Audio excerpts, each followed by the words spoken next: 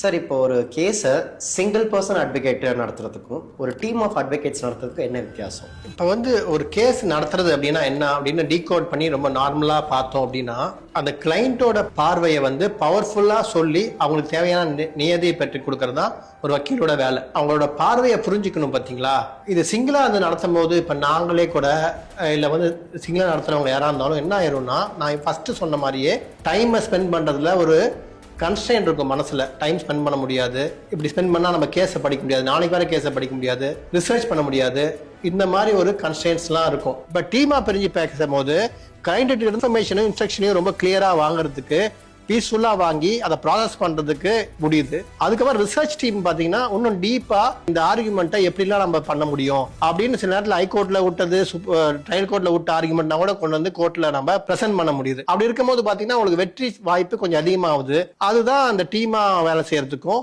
தனியாக வேலை செய்யறதுக்கும் இருக்கிற டிஃபரன்ஸ்.